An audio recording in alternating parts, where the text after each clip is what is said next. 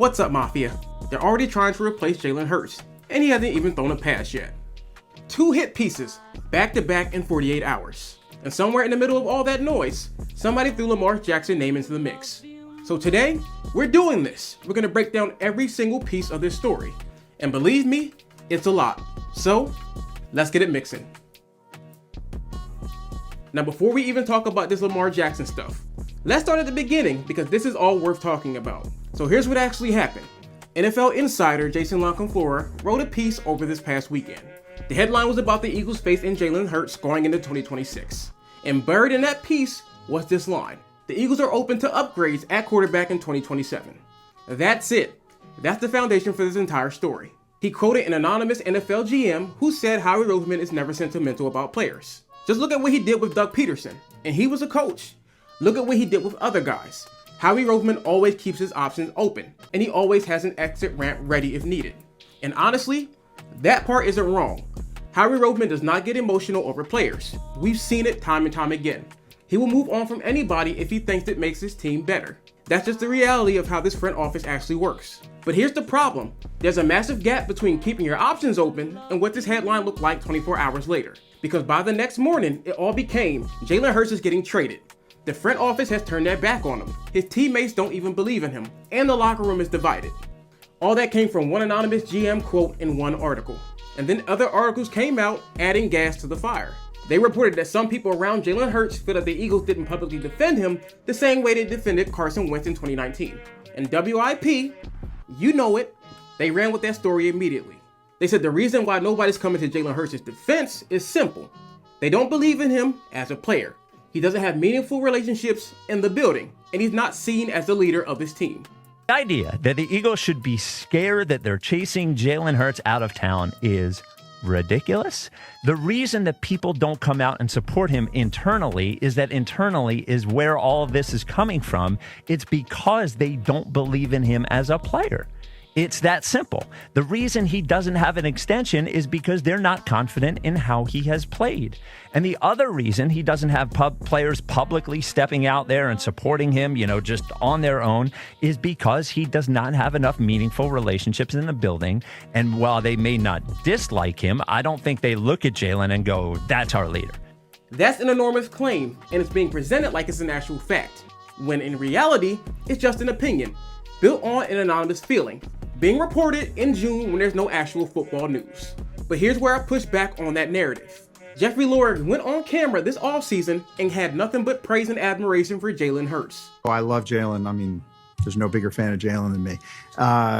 Clutch gene, absolutely. The guy MVP of the Super Bowl 13 months ago, should have been MVP of the Super Bowl right before that against Kansas City the first time.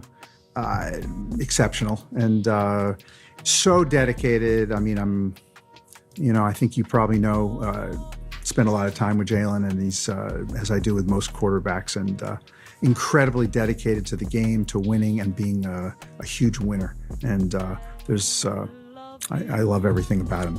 That's the owner of the Philadelphia Eagles, on camera, unprompted, giving his praise for Jalen Hurts. So you tell me, is that not enough for a public defense? Now look at what this team actually did during this offseason. They drafted Mekhi Lemon in the first round, a wide receiver for Jalen Hurts. They signed Dontavian Wicks. They added Hollywood Brown. They brought in a new offensive coordinator in Sean Mannion to build a system around Jalen Hurts himself. Then they added Eli Stowers at tight end to give him another weapon underneath. Teams that are done with their quarterback, they don't do that. Teams that are done with their quarterback let their roster sit. They save cap space. They start planning for the next man up. The Eagles did the complete opposite. They went all in on making this offense work for Jalen Hurts. That is the clearest public statement of support that they could have ever made. Now, I'm not going to sit here and pretend that there's zero pressure, because there's always real pressure here in Philadelphia. Jalen Hurts' contract has no real guaranteed money beyond 2026. And that's a fact. And if this offense doesn't produce, those conversations are going to get louder. We all know that going in. But here's what I keep coming back to. Jalen Hurts has been to 2 Super Bowls in 3 seasons. He won one and was named a Super Bowl MVP. He did that all with a different coordinator every single year. He dealt with the A.J. Brown drama. He dealt with the scrutiny of the national media turning on him every January. And guess what? Jalen Hurts kept on winning. So the idea that this somehow is the beginning of the end for Jalen Hurts in Philadelphia, I'm not buying it, not without seeing him play a single snap in this new offense. But real talk, do you actually believe the Eagles are going to move on from Jalen Hurts after this season? Not what the media says. Tell me what you think. Drop it in the comment section and let me know. Alright, now let's talk about this Lamar Jackson part, because this is the part of the story where this whole thing falls apart. In that same article, Lancafor wrote, if things go bad, if Jalen Hurts struggles, the Eagles will be willing to do whatever it takes to acquire a 2-time MVP if Lamar Jackson becomes available in a trade. And the internet treated it like it was a breaking news alert, like a trade was already in motion. So let's sit back and actually think about this for a second. Lamar Jackson will be 30 years old this year. He's never won an AFC championship game. He played a full 17-game season exactly one time in his entire career. And Baltimore, right now, has zero interest in trading him. So the only way this even becomes a real conversation is if Lamar Jackson has a bad year, and Baltimore decides to move on, and at the exact same time, the Eagles are struggling with Jalen Hurts. Both those things have to happen simultaneously. That is not a trade rumor. That's a hypothetical happening inside of another hypothetical. And even if we lived in that world, you're telling me that Howie Roseman trades a Super Bowl MVP quarterback for a soon-to-be 30-year-old quarterback who has never gotten past the second round of the playoffs. That absolutely does not happen. I think Lamar Jackson is a special player. 2-time MVP, a generational athlete. But Jalen Hurts has 11 touchdowns and 3 interceptions in 10 playoff games. He puts on in January, and that's a fact. Lamar Jackson gives you the regular season, but Jalen Hurts gives you football in February. And in Philadelphia, February football is the only thing that matters. This headline was engineered to get clicks, and it worked on a lot of people. Don't let these articles fool you, and don't take people's word for actual scripture. Now, there's actually one quarterback story worth paying attention to right now, and most people are sleeping on it. Texas Tech quarterback Brendan Sorsby just announced he's entering the NFL supplemental draft. Here's a little bit of background if you don't already know. Sorsby was hit with an NCAA investigation for allegedly betting on games when he was 18. This happened back at Indiana before he transferred to Texas Tech. The Big 12 schools found out, and they threatened to boycott any games that Sorsby played in. So rather than dragging the team's program through the mud, he decided to step away from college football. And now, he's going through the supplemental draft.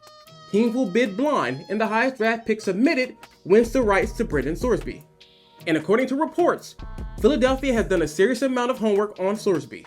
And some are projecting the Eagles could go as high as a second-round pick to bring him into the building. So, here's my take. A second-round pick is way too much. Way too much for a raw quarterback with this kind of off-field question mark attached to his name. If we're talking about a third or a fourth round, now that's a risk worth taking, especially if Tanner McKee gets moved before training camp actually opens. But here's the bigger issue sitting over all this. The NFL does not have to grant his eligibility for the supplemental draft at all. The NFL does not play around when it comes to gambling. You know exactly what happened to Isaiah Rodgers during his situation. So this entire conversation might be over before it even begins. Keep your eye out for it, but don't fall in love with the idea. Not just yet. So, where are we right now with the Eagles? It's mid-June. Training camp is about a month away. And right now, there's nothing happening in the NFL. So the media is going to manufacture stories. That's what they do every summer, and Jalen Hurts is always the easiest target. Because Eagles fans react, and because his name gets clicks. Because the national media has never fully respected what he's been able to do as a quarterback. But let me tell you what I actually see when I look at this team going into 2026. I see a defense that might be the best unit in the entire NFL. I see an offense that was rebuilt from the ground up with Jalen Hurts in mind.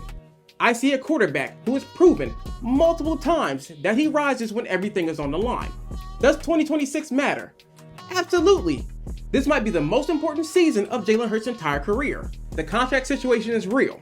The pressure in Philadelphia is real. And if things go sideways, yes, hard conversations are going to be had. But I refuse to bury this man in June based on anonymous quotes, hit pieces, and radio takes. Especially before he's thrown a single pass in this new offense. The same guy who took us to 2 Super Bowls. The same guy who won one. The same guy who was named Super Bowl MVP. And of course, the same guy who keeps getting counted out and shows up every single time. I will not write him off yet. Not yet. And I don't think that you should either.